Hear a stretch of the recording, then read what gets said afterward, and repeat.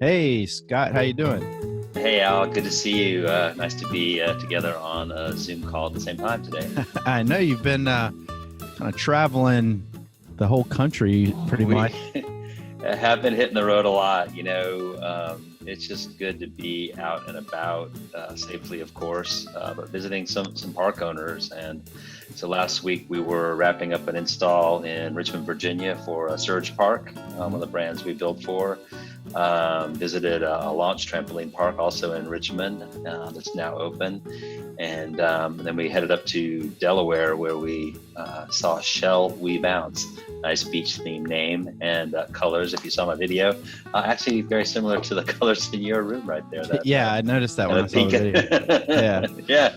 Yeah. But great to see those guys and real active owner operators in their park and their community, and they made a funny mask joke about Northerners and Southerners about making sure if we even knew what masks were down south. So that was funny.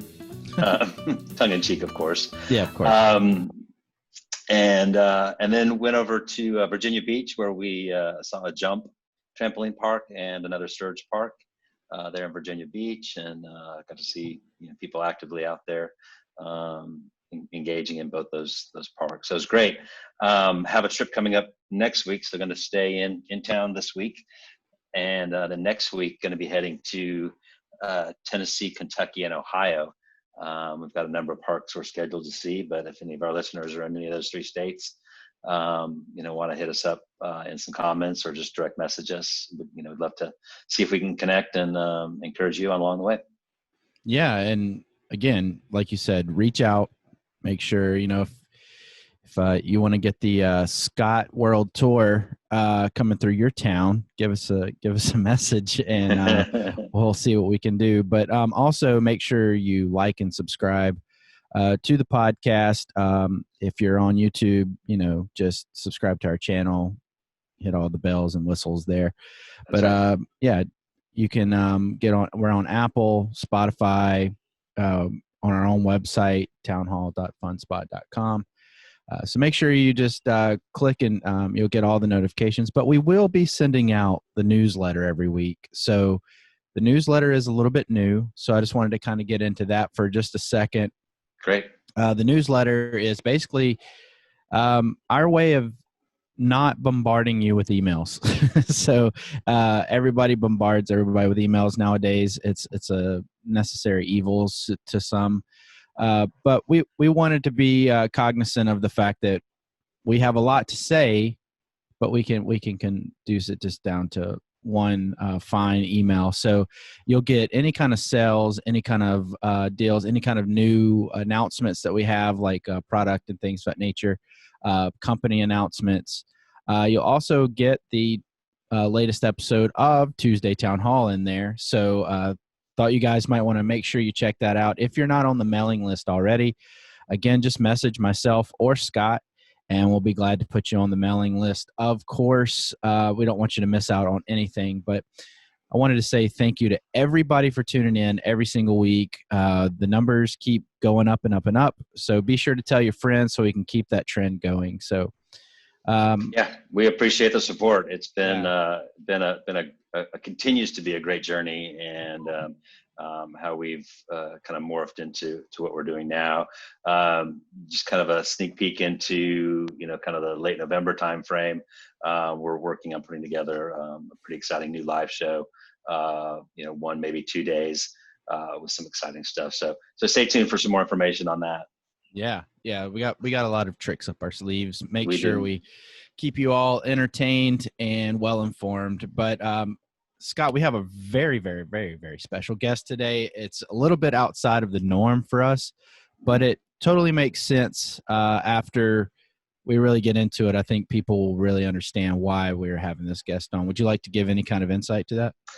Yeah, so I met Scott, great name by the way. I met Scott Buell online on LinkedIn. We connected really through, I think, some sort of connection to STEM, which is science, technology, engineering, and math, which we talked about early on with Math Mind Workshop. and have some resources on our website with those guys. But Scott does a drone school, and he had basically a live in-person brick and mortar. He'll tell us a little bit more about that. But obviously that stopped in February. And what we're going to get to do is really find out what he did, how he did it. And I think it would be great for our owners and operators and the people that listen to our podcast to just get, I believe, inspired, encouraged that there are some neat and unique ways that you can generate income and pivot, which is, I don't think that's overused yet. I think that's the right word. It connotates what needs to happen in order for our businesses to not just survive, but really thrive through the second half of 2020. So his name's Scott. His company is Drone Legends. We'll bring him on here in just a moment and get to know him and hear his story. And then at the end, I just wanted to kind of get back with Al and I and talk about some things that we picked up from the talk with Scott, and how you might, as owner-operators in the FEC business, apply some of these lessons. Yeah. So everybody, without further ado, we are going to bring in our guest. Hey guys, how's it going? Scott and Scott. Hey, Scott Buell, welcome. Hey, thank you. Thank you. That's awesome. We just did a couple minutes before we hit record, and for those of you listening, you're in for a treat. Scott just brings a ton of enthusiasm, a ton of energy, and just after 3 or 4 minutes, I'm already excited and encouraged. So, Scott, thanks for taking some time with us, and we look forward to hearing your story. And just kind of want to turn it over to you. Let you kind of give us a little bit of the history of how we got to Drone Legends. Terrific. Thank you. It's so nice to be here. I really do appreciate it. And yeah, I'm fired up too. Whenever I get a chance to talk drones and this kind of stuff, I get a fire in my belly. So it's a lot of fun. So look, what we talked a little bit about where I've come from and what I've done, and Drone Legends is kind of the culmination of a long journey, and it's still a journey. We're still on it, right? Yep. The train is being built somewhat on the tracks these days with Drone Legends due to where we are with COVID. But I'm here to say that the momentum is full on, and we're having a great time doing what we're doing in the new world. But if we backtrack, 12 months ago, I was just Scott Buell, the drone operator, who had it with his corporate gig and maybe a bit of a midlife crisis at 50 something years old, but decided, hey, you know what? What is it that I love to do? And the answer was a resounding, hey, I fly drones. And it wasn't just that I love to fly drones. What you saw is, when I picked up a drone 8 years ago, the market was still real new. It was mostly toys, a lot of hobbyists, and then there were these prosumer models kind of coming out, right? The Phantom model, it's the white one with the red bands that you would see on the White House lawn because some knucklehead flew it over there. Right. And that really was starting to change the landscape, if you will. They were migrating from and evolving from pure toys and pure hobbyist world, the RC hobbyists, always, right? But into kind of something that was unique. And I remember when I got my first big boy drone, right? The Phantom from DJI. Oh yeah. The box said, here's your flying camera. That's what they were, right? They were flying cameras, and this was great. And so fast forward, I had stayed with the technology. I had become a very proficient pilot. I trained myself. I loved to fly. I knew how great it was to get out there, much to my son's chagrin, and video, his lacrosse games. I've got a preteen son that I'm not cool at all, even though I'm probably one of the coolest fathers he'll ever know. I would think you're pretty cool. He'll look back on this and go, yeah, my dad was pretty cool.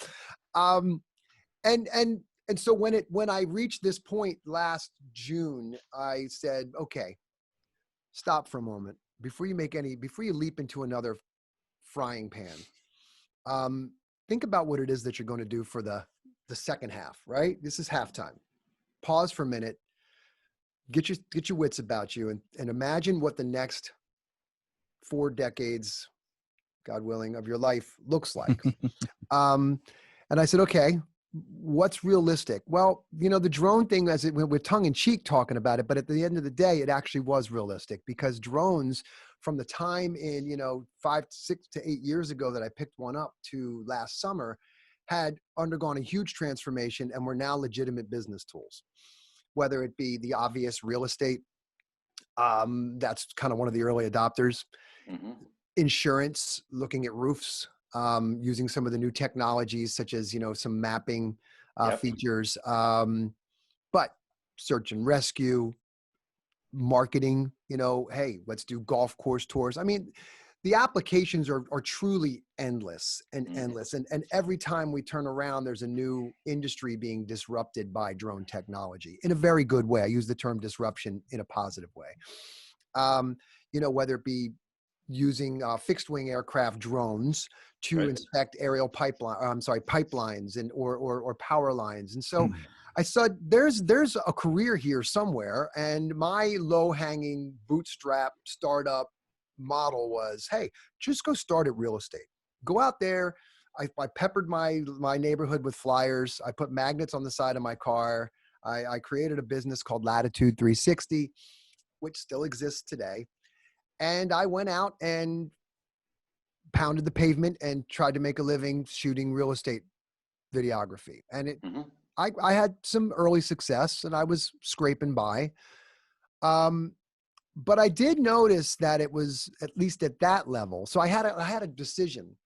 All right, it's crowded here in this entry space, right? There's a lot of people can go get a $1,500 prosumer drone. They can study. They can go get an FAA 107. And now they too can go shoot real estate. And I said, well, that's all right. That's a really, really crowded place to be in. And I said, there's got to be something else. Now I can decide to go real technical and go into thermography and photogrammetry and really get into the tech. I mean, like, dig deep into the surveying, mapping, modeling, 3D rendering applications, agriculture, all of this stuff. And what I realized there too was that, think about an artist who gets a new brush or an airbrush. Back in the day, I was an artist. I went to art school. So, we had the coolest new airbrush. It was another tool in my arsenal. I'm a trained artist, and then I get a new technology like an airbrush, or I learn computer graphics, and I become a broader artist, right? My application, my ability has expanded. So I've increased my value. Well, surveyors that are, MBA guys that are coming out with, geologists and surveying guys that really know what the heck they're doing, they look at a drone and it's a new tool in their arsenal. I thought, well, I'm not going to compete with that. I don't know that I really want to compete with that. What I did know is that I kind of serendipitously hit on this, is that I like working with kids. I was a bit of a problem kid myself. Surprise. And was sent to a character education school in Maine when I was very young. And so I've carried that with me in terms of a character building, right? You've got to unlock your unique potential that we all carry with us. And for me, it's your inner legend, right? Because drone legends. We all have an inner legend, and all children have inside them this inner legend. And so I started to looking at the career opportunities and going, interesting. What if I went into, and I knew a friend of mine who had relationships with the mayors and so forth in Camden, New Jersey. I live outside of Philadelphia. I live in New Jersey, near Camden, New Jersey. Camden's going through a tremendous gentrification right now. It's booming, right? It's wonderful to see. And I thought, well, wouldn't it be great if, let me back up. When I flew my drones, the one thing I always noticed, I don't care if you're 8 or 80, it was the same reaction. Is that a drone? Oh, can I see what you're doing? And so I said, well, wow, wait a minute. These drones have this awesome ability to just grab attention. And I said, what if I were to combine that and go into Camden and take a few kids under my wing, so to speak? We're going to use a lot of analogies. We're going to use a lot of little tongue in cheek, and get them off the streets and into the air as some sort of a career pathway kind of thing. and it had the greatest of intent, and I did truly was very looking forward to working with kids. The marketing guy of me, the PT Barnum side of me said, "Yeah, what a great PR, Ben, that'll be too, right? I can use that to market my company, and hey, Latitude 360 goes into Camden, works with kids to get them. I thought it would be a wonderful thing. And it turned out that it was. What I really noticed, what I really found out is that, wow, do I like working with kids? Who knew? More so than my own. I'm just kidding. He'll listen to this, but I do. And when you look back on, if I go back and look at like my time as my kid was a very young boy, I was always the guy with the kids. Mm-hmm. It was always Mr. Scott. It was always Mr. Scott. They were always over in my backyard. They were always I just have this thing with kids. And that now was all of a sudden as if like a light bulb went off that, wow, I should be working with kids. And what could be cooler than working with kids and flying drones? Could it get any better than that? A trampoline park would be pretty cool. Well, maybe we could do it with drones. Yeah, right? Agreed. Trampoline park with drones. But you're right. It was that thing. And it was going, okay. It was, and using it as an opportunity to get these kids to now work with children. And so I got into that world. And now all of a sudden it becomes less about the high schoolers. It's going back there.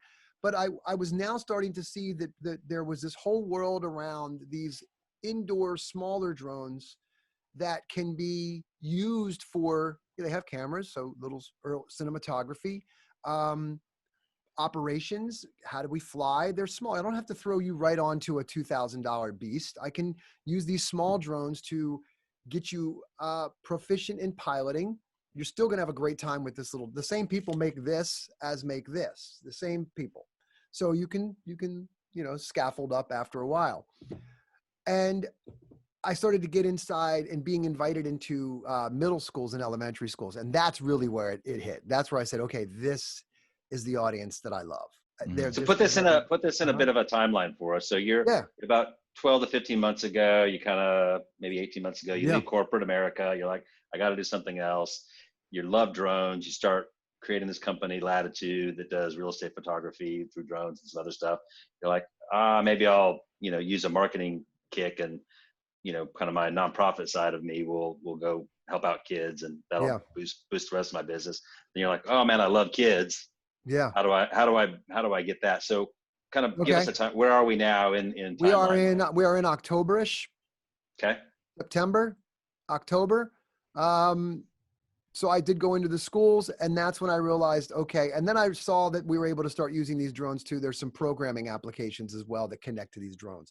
So you can use them to teach kids some fundamentals of block coding, which then can ladder up into Python and Java and all these other things, but it gives them the foundation. So it was really cool. And so that was last fall. And when I said, okay, I'm not going to throw the baby out with the bathwater and just completely lose anything on Latitude. That's paying the bills and that's keeping the lights on, and I'm doing that. But I really started to focus more and more on the drones as a teaching tool in elementary, middle, and potentially even high school levels. And what was I going to do with that? And I worked in those environments for a while with doing some after school programs, assembly type things. A lot of times it started off with like, come on in and do like a drone assembly. And we'd bring the drones in. I'd let the kids fly them. We'd talk to them about FAA and does everybody know what those are? And around the holidays, and particularly after the new year, right around January, I was looking for something because what I was seeing is a lot of bots and blocks and links and and I said, well, my kids aren't bots and my kids aren't blocks. They're people, and they're unique, and they've got this individual potential within them. So what is that? That's they're legends. So I hit on this idea of drone legends, and quickly said, that's it. And then we came up with what you see behind me. Yep. The logo just has this powerful feel. I'm a child of the 80s. So I wanted it to feel a little retro with a little throw in there. But those kids are the silhouettes. And really there's a girl in the middle because we don't want this to be just for guys. That's very intentional. And I'm happy to say that my programs almost split 50-50. It's exciting. Male to female. It's terrific. Yeah, that's cool. And we've gone full on in. Now we're talking March, let's back up, February. And now I'm going, okay, the train's on the tracks and we're loading into after school programs. We're starting to get into, I'm looking at my wife going, we are booked through the summer. Camps are bringing us in as extracurricular there. We're doing our own private. I'm like, okay, this is where it's going. This is it. March 13th. Then the world fell apart. We get an email from the schools that starting March 16th, there will be no more school. At least then it was the month, and then it turned into 2, and now we know we're 5 months in, and we don't even know what's happening this fall. I don't know. I'm going to be very honest with you. This is a very interesting point because I go back. Now, mind you, we're using physical drones. We used to bring these to the classroom with an iPad to work with them, right? So it works with a unit, and then we would take them, or the school would buy them, and they would store them, and you would have 3 kids to a drone, and that was the model.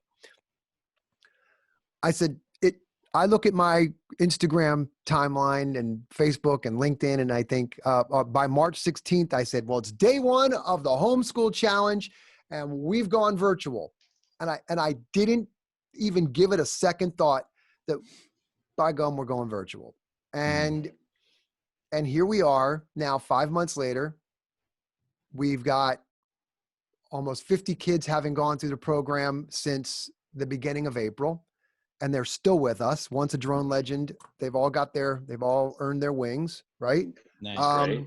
Great. They're once a drone legend, always a drone legend. We've gotten international recognition. We have Drone Legends Madrid, which will be happening. Drone Legends ES is already a live site. We're recruiting students now for maybe an October launch. So it's happening and it's working, and it's not without its challenges, but we never, just like the Inner Legends, and what I teach my kids is we don't accept obstacles. We move through them, and we pivot with them. We don't pound our fists and wish things were the way they were. We just say, go ahead. And that's a point of many. I think that I would love our listeners to take away from it. I mean, March 14th, you get an email. March 16th, from my observation, you did the ultimate pivot. I mean, you went from brick and mortar to virtual in a day, and you said this, I think, before we were recording, but we're literally, and when I say we, all of us are, we're literally laying the track as the train's coming down the pike, right? I mean, none of us know, right? We're building the track as the train's coming down. And as I've watched you from March till today, several months, you're growing into an international expansion, and it's just super, super exciting. And it just means that the opportunities, I think, for all of us are open to our ability to dream and to think and to move forward and to not limit ourselves by some of those limiting mindsets, but just to be open. So congratulations. I mean, just again, on that pivot, and would love to hear maybe some of the challenges of the last couple of months and what you've learned. Well, I thank you very much. And again, really, truly grateful that, first off, for having met you, and I appreciate the relationship that we've built. I've watched you as well make some significant transitions. And again, you're of the mindset that, hey, we can only control kind of what happens in here, right? There's only this little 8 inches or whatever it is between our ears that we can truly control. Beyond that, everything's out of our control. And so, it's, if you go back to the old Stoics, right? That was, the more Marcus Aurelius. I don't know how much you read about that kind of stuff. I'm kind of a big fan of it. If you can't let that stop you, you've got to think of another way. And it may be, look, the reality sometimes may be, I have to kind of change dramatically what it is that I used to do, whether it be permanently or in the short term, but certainly figure out how to make things work for you, not against you. And you just said it, it revolves about an open mindset, right? Instead of Yeah. closing it down and we can do this and go, well, I remember when it was like this, and well, it's not like that. Yeah. Yeah. And many of our operators are experiencing that and have been experiencing that with mandatory closings. Yeah. Now, openings at less capacity. How are they going to change their P&L model that was based on, birthday parties all day, Friday, Saturday, and Sunday, to now open jump and Yeah. schools closing in some places, schools open in some places. Very, very much an opportunity for this type of thinking. And I've been talking with some operators who are taking advantage of the open mindset and say, what can I do? How can I change to see this business again, not just survive, but thrive going into the second half of 2020 and lay down those tracks, as it were. So yeah, it's very relevant, to what our operators are experiencing. Mm-hmm. Yeah, we have a lot of park owners, operators, and we've listened, to them over the time that, one of our biggest moves was starting Tuesday Townhall, and it was really just to hear people and to be there for people and to make sure they knew they were heard, because that's 99% of what people need during something like this, is to be heard and to have a sounding board so they can try new ideas. And I would say, we have a lot of people that have their life worth, like their whole entire life savings, everything, just into their business. And so you started, and then the world kind of came to a stop, a screeching halt, so to speak, and you pivoted. Now, how would you, or do you even have any suggestions of, like, something that these people could do to think outside of the proverbial box that we're all talking about here, because you're a little bit more nimble, because you are the owner, operator, idea guy, everything. And a lot of these owners, as much input as they had into their own park, so to speak, they got to pick out the colors and the attractions and things of that nature, and logo and all of that. But some of the features are kind of set in stone, you know what I mean? And the functionality of the park is kind of set in stone. So how would you suggest, and I'm not talking about just adventure parks or anything like that, but I'm just talking about in general, how would you suggest somebody kind of get over that hurdle of fear so that they can see outside of that box? It's a really good question, and I'm going to take a deep breath before I answer it, because I know and no pressure. There's a reason why, because I don't really want to come off like I have all the answers, because I don't. Nobody does. I think about this. I am deeply, deeply saddened for anybody who's made a living and who's staked their life on touchy-feely environments, restaurants, theaters, parks, clubs. It's just, and some of us are able, to your point, Al, or can be more nimble than others. I'm very fortunate that I was able to be a little more nimble. I didn't own a brick and mortar. I went into brick and mortars. Right. I owned a brand and a franchise that I could figure out what to do with. So I do not take answering this question lightly at all. Number one, for risk of kind of offending people. I know it's not easy, and I don't want to make it sound easy. And maybe not the answer everybody's looking for, but I think what's important is to, again, I'm going to go back to, what is the reality? At some point, we have to reflect on reality, and whether we like it or not, because we can't really change it. So, okay, if we start with step one is, okay, yeah, man, this is awful. This is not good. Okay, let's get that out of the way for a minute, and let's bundle that up and put it to the side a moment. Let's take and try, again, nice to use that word very, very big Right. emphasis on try to remain kind of neutral here. If I have to step outside of my own emotion, right? Making decisions emotionally is tricky. Mhm. We all do it.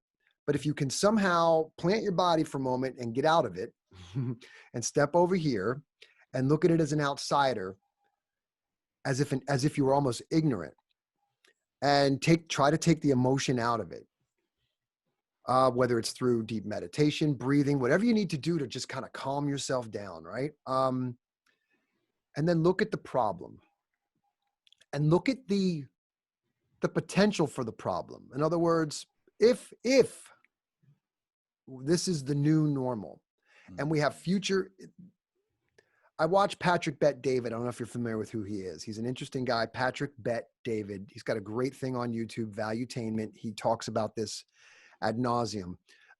What is your next 5 moves? Chess game, right? You got to play chess in life. What are your next 5 moves here? And how are you? Let's just assume that this kind of thing is going to happen again. It may not be COVID. It might be a mutation of COVID, but assume for a moment that 6 months, 6 years, this could happen again. Will we be better prepared?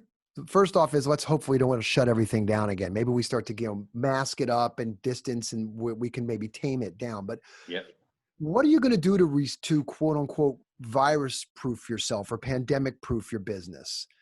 What does that look like? What are people going to need in the new normal? How are you going to address that based on what you've got? What do you have to offer? I don't think maybe there is a place for some brick and mortar type of entertainment, right? And again, I'm trying to be real careful here because it sounds like preachy, Zen stuff. Like, hey, get outside of yourself. No, I'm gonna help you out a little bit because I know it is a loaded question, and really, I think it's just about getting to the mind space of being flexible. And you said, think out, come over here and look at it as an outsider. And I don't know how you feel about this, but as a business owner, I'm going to ask you, but maybe you bring in your own quote unquote focus group. You know what I mean? You bring in some family members that aren't as close to the situation. Maybe you bring in some friends and you bring them into the park and nobody else is there at the time, and you feed them or whatever you want to do, socially distant and all of that stuff. But you bring them into the park is my main point. And you say, all right, you look at this park and you tell me how you can, look at this through your prism, because the church I go to, Andy Stanley's the preacher, and Andy Stanley said, everybody always has advice for others, but it's hard for them to give themselves advice. So close to the situation. Too close. So I think personally that, if you are too close to it, there's a lot of emotion going on, especially with something like this. We have some park owners that just opened. I mean, I'd say 2 or 3 sets of park owners that, correct me if I'm wrong on those numbers, Scott, but I think that they had just opened, 30 to 60, maybe 90 days before, and they were booming. Booming. All cylinders were clicking. And I'm just using them as an example. But, luckily, one group lived in one area that didn't get hit as hard, so they opened up a little bit quicker, things like that. So I don't know how you feel as a business owner about bringing in some outsiders to kind of give you just some insight that you might not be looking at. I think you have to do that. I think it's a wise thing to do because you're right. You can't. Novelists tend not to proof and edit their own work. There's a reason for that, right? They're too close to it. I'm thinking maybe there's, focus groups of about, maybe I was just thinking as you were talking, I've got this picture in my head of, okay, here's the new normal. And I might be saying something that you guys have already discussed. I don't live in your world. So no, you're fine. But, blocks of time, right? Where there's it's maybe not optimal, but what are we trying to do in the short term is keep revenues going. I know people, look, we've seen it. People don't want to stay home. That's right. People want to go out. As much as there's this virtual world and we can do all this stuff virtual, people want to be, we can't keep them away from each other. Right. So is there a way to, maybe there's a way to maybe segment it in stations, and then there's a cleaning behind that, and then the next group can come in and they can work through like stations.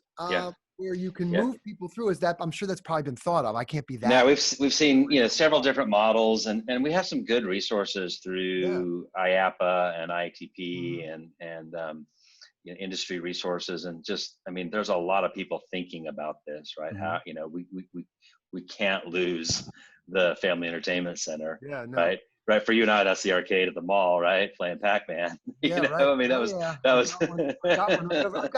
got a 30-year-old Pac-Man, Miss Pac-Man, right over. Hey man, next time I'm up in your neck of the woods, I'm coming by. We'll come play. And so there is that, and and so people are thinking through camps, learning pods, open during the day. How could you bring it home to people? Can you bring it to people? I think some people during our town hall, we all made suggestions, and I think some people even did some online events. One YouTube channel that I subscribe to, I won't give them a plug or anything, I'll just explain what they did. But one thing I really liked that they did was, they're an entertainment page. So what they did was they're like, we can't go out and do what we usually do. So we're going to interact with all of you guys, and we're going to have at-home scavenger hunts, and we're going to have, just whatever the case may be to keep their ball rolling. So I personally think, I went to art school as well. So, there you go. So I honestly think that you have to have, somehow you have to have the same fun that you had in the beginning of building your park and your business, whatever it may be. So I think that you have to go into it with that childlike enthusiasm and kind of pull back the veil and, okay, this is this segment. We're not able to do X, Y, and Z. Now, a lot of parks are open. Scott's been visiting them, things of that nature. And, more and more people are coming out, but there are people that are scared still, or just don't want to deal with going out, or, the mask thing, or whatever the case is. Sure. And so I honestly think that you need to be flexible, but you never know during that, like you did, it could build a whole new segment of business for you. Great. Yeah. Perfect. Yeah. I mean, you just hit it on the head, Al. It's, you have to be open to, if you're open, it'll come. Yeah. I think that's kind of it, is you've got to be willing and open enough to say, I don't have all the answers right now, but there's opportunities that I haven't maybe even thought of, but if I'm shut off, I won't see them. Right. It's the old thing. Okay. Look at everything brown around you now, and now point to the red thing. It's that whole thing, remember, because you won't see the red. You'll just be looking for what you're looking for. So if you open up, if you're looking for different opportunities and you're really open to changing and kind of addressing, okay, you might find some ideas that nobody's even thought of yet. Yeah. I mean, I think back to, I don't know anybody talking about, gosh, I'm going to just either get laughed off the screen but I don't see anybody talking about, like, remember Wii bowling and Wii and all that stuff that they used to do? And then there was the Connect, and I don't hear anybody talking about it anymore like they were when it was coming out. VR and all these, can you combine that bouncy feel with, in a virtual world with the, we actually just partnered up with VR Studios, and we're bringing them in, but we also have Valo Motion, and we have Rugged Interactive, which Rugged is not really augmented or virtual, but Valo is more in that vein. And so that is happening more and more with great companies like I just named off, and we are trying to introduce as much as that. Now, in that same vein, let's make this a super happy conversation because we're gonna have to wind up here in a little bit because It's you going guys gotta fast. go. I know. I Does just it looked go at my does it go watch. I'm that like, quick? man, You guys gotta go. But Wow, Jimmy, well, time flies when you're having fun. sure does. No pun intended. But so how would somebody incorporate what you do to these parks? And I see, so whenever I go out on video shoots and things of that nature for the park, we do use like the Mavic and things like Sure. that, the film crew that I hire up. So how would, it's like a cool course, you have all these obstacles and everything in there. And we were mentioning like the professional racing and stuff like that earlier that I've seen on ESPN and things, All right, but so here's a great, yeah. I mean, look, you've got the space, right? yeah. You know, one of the things down here in South Jersey, there's a league of guys that are always looking for a place to race, and Okay. especially when it starts to get cold out, right? You could set that up as an indoor track. Mm-hmm. You've got the racers who come in, but that's a limited amount of racers, right? Mm-hmm. You got 10 of them on a team, and you could have, the drone racing league, there could be chapters where you could bring a local chapter, start a local team. You could televise it. You could broadcast it on a YouTube channel. What's cool about that is the kids kind of, the operators become kind of like cool guys. They're like NASCAR. Yeah. Just like, it's the NASCAR driver is kind of as much of the car as the sport as the car, right? So there's something there. I think you're right. If I had that big space, I'd be looking at that because drones are hot. FPV racing is cool. I don't think that my region here in South Jersey is all that unique in the sense that there's probably a group of hobby guys that are looking to race somewhere that could use the space. I'm not saying it's going to make up all the revenue overnight, but what I am saying is it might be a new way to start to utilize your space. And then the great thing about it is watching it. You can watch it from home. Yeah. You can sit and watch it. It advertises, and we were talking about content is king, and and also, parks aren't open 24 hours a day. Parks could have a certain, most parks have, I would say most, but a lot of parks have,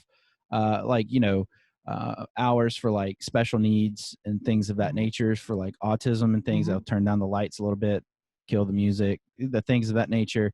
And then homeschooling and stuff like that. So this could be another avenue where they could have a special hour or two for those people. And correct me if I'm wrong, but it kind of feels like I like skateboarding. I'm not good at it, but I like it. And but skateboarders, I've noticed, they will look for some new obstacle at all times. Absolutely. It kind of feels like that's your world as well, where you're always looking for a new obstacle, a new way to go around, and things of that nature. And in all reality, changing up the course, right? Yeah, and in all reality, we have some interesting obstacles with our nets and things yes, like we that. do. It's definitely an opportunity. An indoor space is key. It's key. Yeah. It's Scott, could you talk a little bit about your curriculum, just so people may get an understanding? So when you bring when a parent signs a student up for Drone Legends, what does that mean, and what are you offering? So we look at it as like three kind of core pillars, okay, of the program. So you're going to the students are going to learn, we use these little guys, indoor drones. They're very safe, very light. I'm hanging on to it. They do fly them indoors. So we teach them the fundamentals of flight. How to actually operate a quadcopter, because most people get one and it ends up on a roof in 2 minutes because they don't know. It's like skiing. You don't jump on a pair of skis, but if somebody takes you on the bunny slope and gives you a few pointers, you're going to have a much better experience. It's the same thing. It's the same. And you're doing that in a Zoom. We do that in Zoom. So you're looking at what the kids see right now. So what you see is what the kids see when they see me for the first time. I'm wearing my gear and we're all Drone Legend up. And so we have practices where they just do some formations and learn how many students in a I typically course? do anywhere from 12 is our limit. We're expanding where we have instructors, so we'll be able to do more. But 12 per room, per team. And we've got 3 levels right now. Each level is about 6 sessions, about an hour to an hour and a half long. and we teach them flight. We teach them drone operation. We teach them cinematography. So they make a movie. You can go on the website at dronelegends.com and you can look at the video showcase and you can see the latest and greatest. So they learn how to actually work with editing systems and they make a movie. Okay. And we're also doing fundamentals of computer coding using a block coding application that syncs up to this drone. So we call it the Drone Legends Autonomous Flight Program. And the kids will actually learn through some mathematical principles, logic, variables, refactoring, and things like that. They can fly their drones. The drones will do autonomous missions. Wow. So they'll just push launch and the drone will go off and do its thing. And how many weeks are they signing up for typically? So we have different variations of it. We're looking at, we do week-long intensives where you get, but it's 6 classes per session. So sometimes we'll do those once a week for 6 weeks, twice a week for 3 weeks, like a Monday and a Wednesday, or a Tuesday and a Thursday, or a week intensive where it's Monday through Friday. And then you can legend up, so to speak, and all 3. It's very so cool. If someone was interested and wanted to get in touch with you, we'll put your contact information obviously in the notes for the podcast, but dronelegends.com is dronelegends.com. Simple enough. Yeah. You can check out their movies and see some of the video of the kids having a great time. That's great. So we'll definitely link to the page on our show notes. And I think that we've really tackled a lot of conundrums today. I know that it's 2 totally different worlds, and we're trying to bring this, like we talked about, from an outsider's perspective. And that's why we find what you do interesting, but we also thought it'd be good to see our world through an outsider's perspective. So well, I appreciate it, and I hope that it's been a helpful conversation for others. It's a tough time, and I know that inspiration and motivation is welcomed pretty much wherever you can find it for some people. So I hope it's been absolutely. Well, thank you again. I mean, we could go. Maybe we'll sign you up for a session 2 here in a few weeks, because again, I appreciate your energy, your enthusiasm. Thanks. Congratulations again. All the best, especially as you open up Spain. And I mean, honestly, the world is your oyster, as they say. I mean, there's so many opportunities for you. I appreciate that. Thank you very much, Al. Okay. Pleasure to meet you. Nice to meet you. Thank you so much. Scott, and we'll see you all soon, next on the next Tuesday Town Hall. Scott and I are going to kind of do a recap. Great. And but Scott, thank you for stopping by. You got it. Anytime. Thank you very much.